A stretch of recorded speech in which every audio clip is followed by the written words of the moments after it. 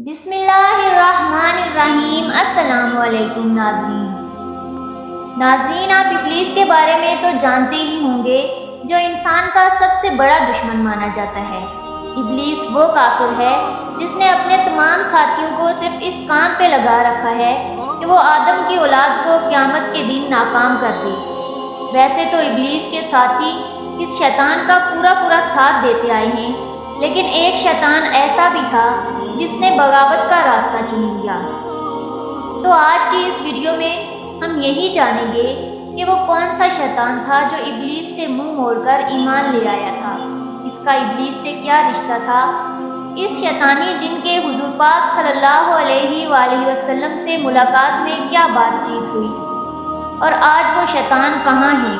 یہ یقیناً آج کی ویڈیو بھی آپ کے نالج میں بے حد اضافے کا باعث بننے والی ہے۔ آپ سے اتنی سی گزارش ہے کہ اس قیمتی اور معلوماتی ویڈیو کو خود بھی شروع سے لے کر آخر تک ضرور دیکھیے گا اور اپنے دوستوں کے ساتھ بھی شیئر ضرور کیجیے گا۔ ناظرین گرامی، یہ دنیا ایک انتہائی حیرت انگیز جگہ ہے۔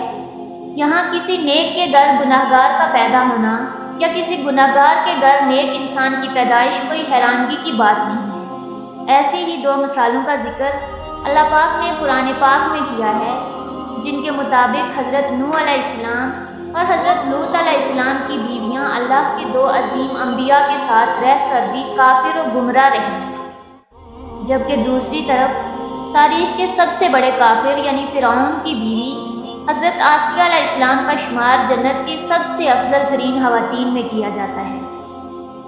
بلکہ ایسی ایک مثال ابلیس کے پوتے حامہ کی بھی ہے۔ وہی ابلیس اس کائنات میں ہونے والے تمام تر گناہوں کا سردار مانا جاتا ہے۔ ابلیس ہی وہ بدبخت ہے جو انسانوں کو نہ صرف گناہ کی دعوت دیتا ہے بلکہ انہیں دنیا اور آخرت میں تباہ کرنے میں بھی ایک اہم کردار ادا کرتا ہے۔ لیکن اسی بدبخت کا ایک پوتا بھی ہے جو حامہ کے نام سے جانا جاتا ہے۔ جیسا کہ اللہ پاک نے ہم انسانوں کو مٹی اور جنات کو آگ سے پیدا کیا ہے، اور انہی جنات میں ایک جن ابلیس بھی تھا جس نے حضرت آدم علیہ السلام کو نہ صرف سجدہ کرنے سے انکار کیا تھا بلکہ قیامت تک آدم علیہ السلام کی نسل کو گمراہ کرنے کی قسم بھی اٹھائی تھی،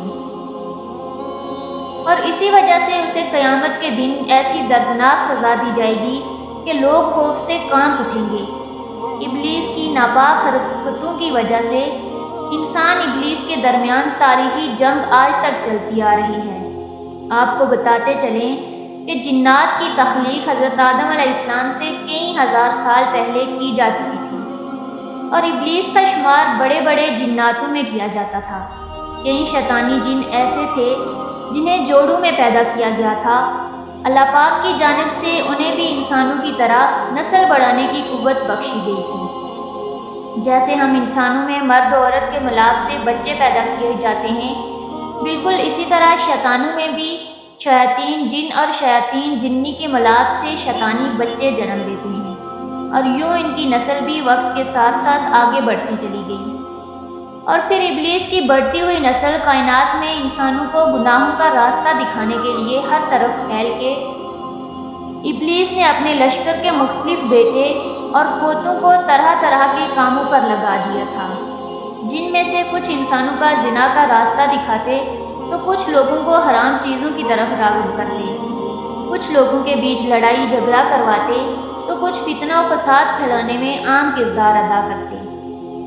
لیکن ابلیس کے پوتوں میں سے جو حامہ نامی پوتا تھا، اس نے لوگوں کو گمراہ کرنے اور ابلیس سے بغاوت کرتے ہوئے راہ حق پر چلنے کا راستہ اختیار کر لیا۔ صرف اتنا ہی نہیں بلکہ حامہ نامی اس شیطانی جن نے حضور پاک صلی اللہ علیہ وآلہ وسلم سے بھی ملاقات کی، اور آپ صلی اللہ علیہ وآلہ وسلم پر ایمان بھی لے آئے۔ دنیا میں اس وقت ایسی تاریخی اسلامی کتابیں موجود ہیں جن میں اس سے متعلق مختلف قسم کے واقعات پڑھنے کو ملتے ہیں، اور انہی میں سے ایک مشہور واقعہ حامہ کا بھی ہے۔ حضرت انس بن مالک اور حضرت عمر بن خطاب رضی اللہ تعالیٰ عنہ فرماتے ہیں، ایک مرتبہ ہم لوگوں کا حضرت محمد صلی اللہ علیہ وآلہ وسلم کے ساتھ مکہ کے جنگلات کی طرف جانا ہوا۔ ہم تہامہ پہاڑوں کے ایک پہاڑ پر آرام کر رہے تھے کہ اچانک ایک بوڑھا شخص نمودار ہوا۔ یہ اپنی لاٹھی کے سہارے ہماری طرف بڑھ رہا تھا۔ یہ ہمارے پاس آیا اور حضرت محمد صلی اللہ علیہ وآلہ وسلم سے سلام کیا، جس پر آپ صلی اللہ علیہ وآلہ وسلم نے بھی سلام کا جواب دیا اور فرمانے لگے کہ تم اپنی چال ڈھال اور آواز سے جن لگتے ہو۔ یہ سن کر بوڑھا شخص کہنے لگا، جی ہاں، آپ کا اندازہ بالکل ٹھیک ہے، میں ایک جن ہی ہوں۔ پھر آپ صلی اللہ علیہ وآلہ وسلم نے فرمایا کہ تم کون ہو اور جنوں کے کس گروہ سے تعلق رکھتے ہو؟ جواب میں وہ شخص کہنے لگا کہ میرا نام حامہ ہے اور میں ہین کا بیٹا ہوں۔ میرا باپ لاکیس کا بیٹا ہے، جبکہ لاکیس ابلیس کا بیٹا ہے۔ یہ سن کر آپ صلی اللہ علیہ وآلہ وسلم فرمانے لگے، تیرے اور ابلیس کے درمیان فاصلہ صرف 2 پشتوں کا ہی ہے۔ جواب میں حامہ کہنے لگا، جی ہاں، آپ نے بالکل ٹھیک فرمایا۔ اس کے بعد محمد صلی اللہ علیہ وآلہ وسلم اس سے پوچھنے لگے کہ تیری عمر کتنی ہے؟ اس پر وہ کہنے لگا کہ جتنی عمر اس دنیا کی ہے میری عمر اس سے تھوڑی ہی کم ہوگی۔ یہ مزید کہنے لگا کہ جن دنوں قابیل اور حابیل کو قتل کیا تھا، ان دنوں میں چند بسوں کا ایک چھوٹا بچہ تھا، لیکن اس وقت بھی میں ہر بات کو بخوبی سمجھ لیتا تھا۔ نہ صرف پہاڑوں پر دوڑتا تھا بلکہ لوگوں کے پیسے اور کھانا وغیرہ چھوٹی موٹی چیزیں بھی چوری کر لیتا تھا۔ صرف یہی نہیں بلکہ لوگوں کو نیک کاموں سے دور ہٹا کر گناہوں کا راستہ بھی دکھاتا تھا۔ انہیں زنا کرنے، چوری چکاری اور شراب وغیرہ جیسی حرام چیزوں پر بھی آمادہ کرتا تھا۔ لوگوں کے دلوں میں ایسے ایسے وسوسے ڈالتا تھا کہ وہ ایک دوسرے سے لڑائی جھگڑے پر مجبور ہو جاتے۔ یہ سب سن کر نبی پاک صلی اللہ علیہ وآلہ وسلم فرمانے لگے، یہ تو بہت برا کام ہے۔ اس پر حامہ کہنے لگا کہ آپ مجھے ملامت نہ فرمائیں، کیونکہ میں ان لوگوں میں سے ہوں جو نہ صرف حضرت نوح علیہ السلام پر ایمان لائے تھے بلکہ ان پر ایمان لانے کے بعد ہر برے کام سے توبہ بھی کر لی تھی، جبکہ ان کے ساتھ مل کر لوگوں کو دین کی دعوت دینے میں ان کی مدد بھی کی تھی۔ میں حضرت نوح علیہ السلام کے ساتھ مسجد میں رہا کرتا تھا۔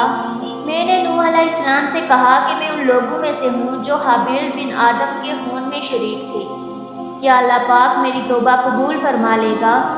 حضرت نوح علیہ السلام نے فرمایا کہ جو علم مجھے اللہ تعالیٰ نے عطا کیا ہے، اس کے بعد بندہ جتنا بھی گناہ گار ہو، اگر وہ سچے دل سے توبہ کرے کہ میں آئندہ ہر گناہ والا کام کرنے سے دور رہوں گا، تو اللہ پاک اس شخص کی توبہ ضرور قبول فرماتا ہے اور اس کے پچھلے سارے گناہ معاف کر دیے جاتے ہیں۔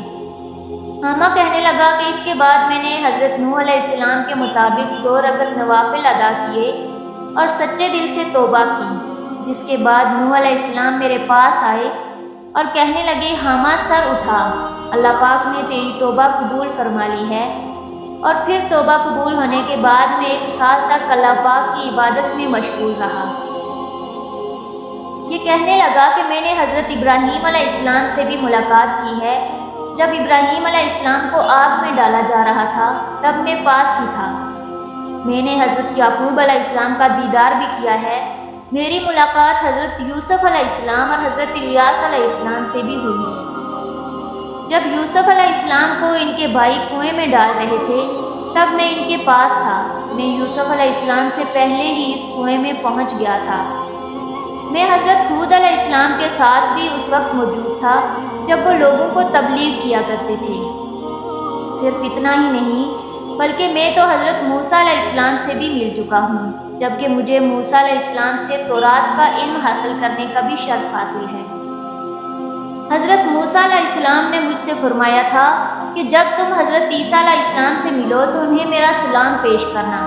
جب میں نے حضرت عیسیٰ علیہ السلام کو حضرت موسیٰ علیہ السلام کا سلام پیش کیا تو حضرت عیسیٰ علیہ السلام نے مجھ سے کہنے لگے کہ تم میرا سلام رسول پاک صلی اللہ علیہ وآلہ وسلم کی بارگاہ میں پیش کرنا۔ حامہ یہ کہنے لگا، چونکہ سلام اب تک پہنچانا مجھ پر فرض تھا، بس میں عیسیٰ علیہ السلام کا سلام آپ تک پہنچا کر اپنا فرض پورا کرنے آیا ہوں۔ رسول پاک صلی اللہ علیہ وآلہ وسلم نے جب یہ سنا تو آپ صلی اللہ علیہ وآلہ وسلم کی آنکھوں سے آنسو بہنا شروع ہو اور فرمانے لگے کہ عیسیٰ علیہ السلام پر سلام ہو، اور اے حامہ یہ فرض پورا کرنے کی وجہ سے تجھ پر بھی سلام ہو۔ اس کے بعد آپ صلی اللہ علیہ وآلہ وسلم نے فرمایا کہ حامہ تیری کیا حاجت ہے؟ کہنے لگا کہ حضرت موسیٰ علیہ السلام نے مجھے تورات اور حضرت عیسیٰ علیہ السلام نے انجیل سکھائی تھی، بس اب آپ صلی اللہ علیہ وآلہ وسلم مجھے قرآن مجید سکھا دیجئے۔ چنانچہ حضور اکرم صلی اللہ علیہ وآلہ وسلم نے حامہ جن کو قرآن کی تعلیم سکھائی اور اسے 10 صورتیں بھی سکھائیں، اور فرمانے لگے کہ حامہ تمہیں جب بھی کوئی حاجت ہو تو میرے پاس چلے آنا اور ہم سے ملاقات نہ چھوڑنا۔ حضرت انس رضی اللہ تعالیٰ عنہ فرماتے ہیں کہ جب رسول پاک صلی اللہ علیہ وآلہ وسلم وفات پا گئے تو حامہ کی کوئی خبر نہ رہی کہ وہ زندہ رہا یا مر گیا۔ جی تو معزز ناظرین، یہ تھی ہماری آج کی ویڈیو پسند آئے تو اس کو لائک ضرور کیجئے گا۔ مزید اسلامک ویڈیوز حاصل کرنے کے لیے ہمارے چینل کو سبسکرائب کر کے ہماری فیملی کا حصہ ضرور بنیے گا۔ اللہ حافظ۔